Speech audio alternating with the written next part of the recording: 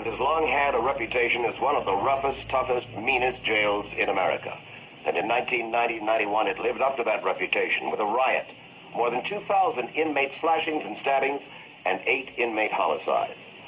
Since this report first aired last December, New York City has appointed a new corrections commissioner who takes over at a time when things have been relatively quiet on Rikers Island. But relative quiet at this jail still means about 50 inmate slashings and stabbings a month. To listen to the inmates, you'll hear that Rikers is more dangerous than the street. And to hear the officers tell it, Rikers makes running a maximum security prison look easy. Just across the river from Manhattan, next to LaGuardia Airport, is Rikers Island. Actually, it's a complex of 9 separate jails that house 15,000 inmates. And remember, this is jail, not prison. Which means that while some inmates serve brief terms here, most are just awaiting trial and cannot make bail. New prisoners arrive daily, and 1,000 go back and forth to court each day. With an average stay of just 2 months, about 100,000 inmates pass through Rikers each year. But the constant turnover makes this place hard to run. Inmates enter Rikers through this receiving room. This is my jail. You don't come here around. Listen, you guys cut the bullshit. Right here. Cut it out. You guys play around with somebody, I'm going to be on you. I'll be on you. Veteran officers Mike Melendez and John Reyes lay down the law. Robinson, you got court date today. I don't want you guys playing around with these guys. These guys alone. You guys mess around, I'm going to mess around. Williams Morales. When officers assign beds, they try to group inmates so that an accused shoplifter won't end up next to a murderer. Roberto Romano. But Rikers is so overcrowded, just finding a bed for an inmate can be a problem. There's no room. There's actually no room. Right now we got 40 inmates and we have 1 bed in this institution. 40 inmates, 1 bed? 1 bed. So where do they sleep? You're looking at them, Mike. You mean sitting on the benches, on the floors? There it is. It used to be worse. Inmates slept in bullpens for up to a week until a judge ordered the city to pay prisoners $150 if they didn't get a bed within 24 hours. Let's get your stuff. $150 if they don't get a bed in 24 hours? So another $100 for every 12 hours that it exceeds the 24. They could wind up making more money than you make, John. They can wind up getting out of here on bail. By us. All right, these guys are on their way to where? X-rays. They're coming back from another jail that had X-rays taken. So they get pretty good health care. Free medical, free dental.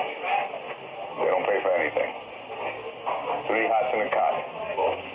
Remember, most of these men are awaiting trial. They're innocent until proven guilty in a city that gives its jail population a lot of rights. So they wear their own clothes, keep stockpiles of fancy footwear. Even jewelry is allowed. Inmates are entitled to a 6-minute daily telephone call out. But they talk longer and fights over who uses the phones are common. An inmate can even bring a Walkman from home. At meals, inmates choose Muslim, kosher, or regular. And they get daily trips to well-stocked law libraries. And all this leaves officers with an attitude. They say inmates get better treatment than they do. Hey, man, look, don't spit. All right? Officers also say these rights breed violence. So why don't you turn it in? Turn it into property, it'll be safe there, and you won't have any hassles with any other inmates. The problem is this watch. Officers Melendez and Reyes want it put in storage, but the inmate insists on keeping it. Why you want a chance getting hurt in here? Over a watch or a chain? Is it worth it? At least if it gets lost here, you're insured for it. We'll take care of it. These officers have seen new arrivals get stabbed for less. And this is what happens when there's a stabbing. In one 10-hour stretch, we watched this emergency response team gear up 6 times. It's the only time officers can carry weapons.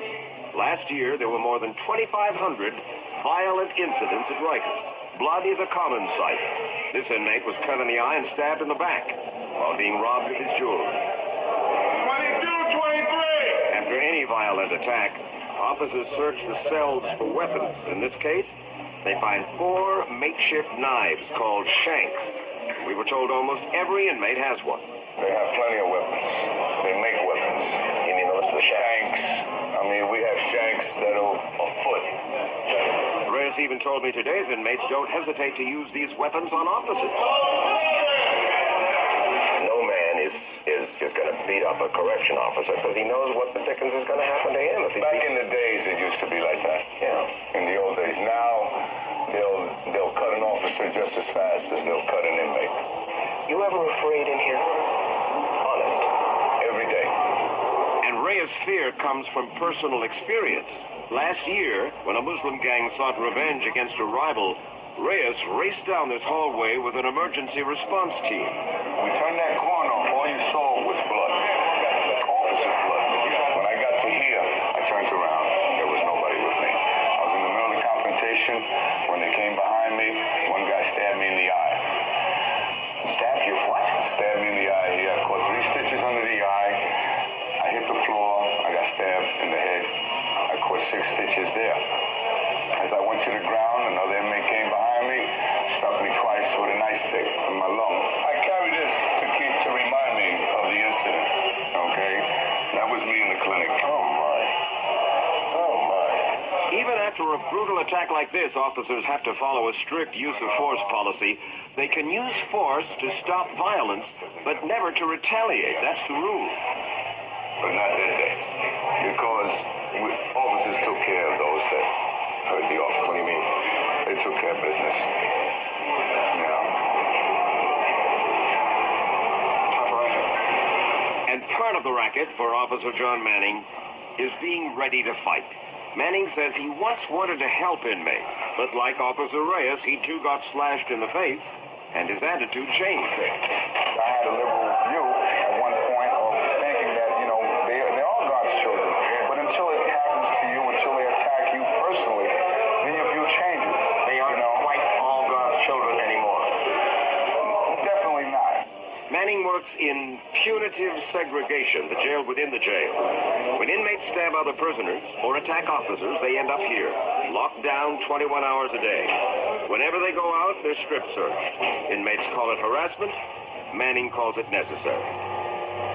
When you search guys, you pull their cheeks back. Why? See if they have any razors in their mouth. Usually with... Wait a minute. Razors? Razors. Double-edged or single-edged razors. Which they hide in? Hide in their cheek area, yes, in their mouth. And So you make them really... pull it open so that you can look inside and see whether or not it's in there. Manning also says inmates hide weapons, believe it or not, up their backside. Matter of fact, he had one inmate. He had a 7-inch, 8-inch knife. It was up his tail? Up his rectum area. And the only way that it was found is through an x-ray. Prisoners in punitive segregation are tightly controlled and watched, but most others are not, and especially those in dormitories. Brian Supernant, known as Soup, is an 8-year veteran officer. He is alone and unarmed with 50 inmates. He says the idleness in here breeds violence, and when it explodes, Soup's in the middle. What he's supposed to do is trigger his personal body alarm and then wait for that emergency team to rush to his side down this long hallway, and then this one. But there's a problem. You haven't got a gun, you haven't got a club, you got nothing except... I haven't got a body alarm. You haven't got a body alarm? What if somebody takes a whack at you? Well, the way things are supposed to be and the way things are, unfortunately, in the system these days aren't the exact same thing.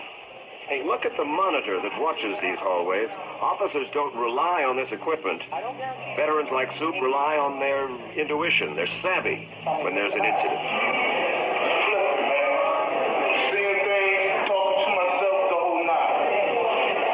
We gotta find your bed somewhere. I want to get off this island. I want to get out this building, period. I'm supposed to be out of here a long time ago. Soup tries to calm an inmate with something they call IPC, interpersonal communication. Let me put the paperwork in, all right? I'll give it to the captain when he makes his tour. I'll let the captain know that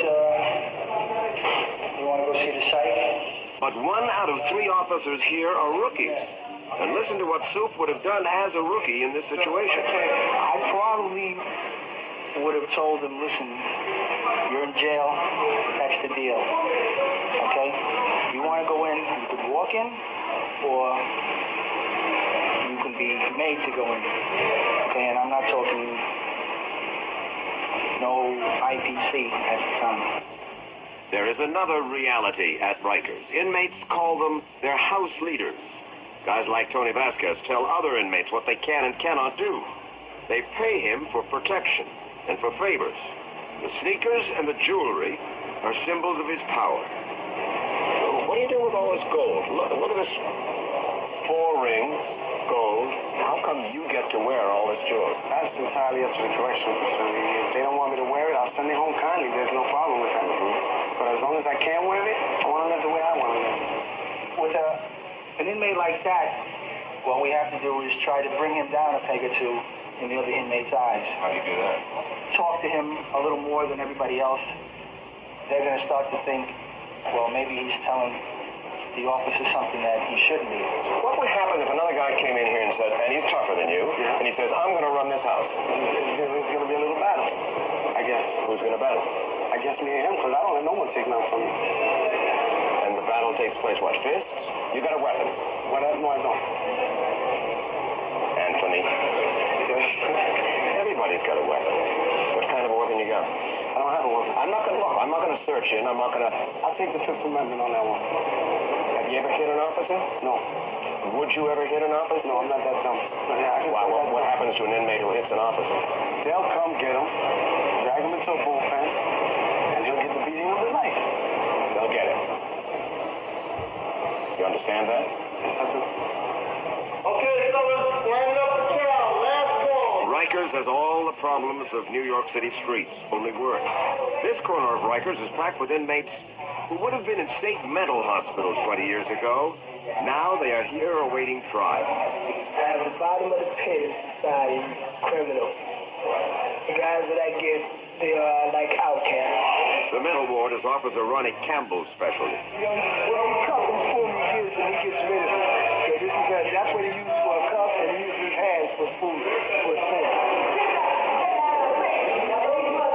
Is it as dangerous for you in here as it is for some of the other officers out with the general population? It is, because these guys here can go off their rocker at any given moment without a warning.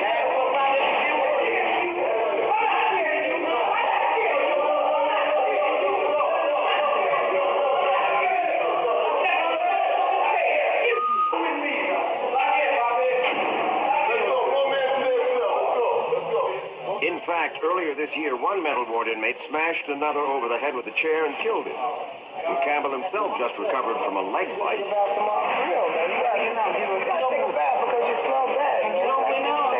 He is a counselor, a nurse, and a master of the fine art of bribery. Some inmates won't take care of their most basic needs without a push. This time, Campbell trades a cigarette for a shower. I got the cigarette right here. You see it, right? You don't do a good job, you don't get the cigarette. You gotta hurry up. You got a lot of time. Take your time. Very good, very good. Excellent. Come on. Campbell says that inmates on his cell block sometimes stay here for years, locked away, waiting to be found fit for trial. Meantime, New York City plans to stuff yet 1,000 more inmates into this overcrowded island at the end of LaGuardia's runways. Rikers Island. It is a scary, violent, lonesome place.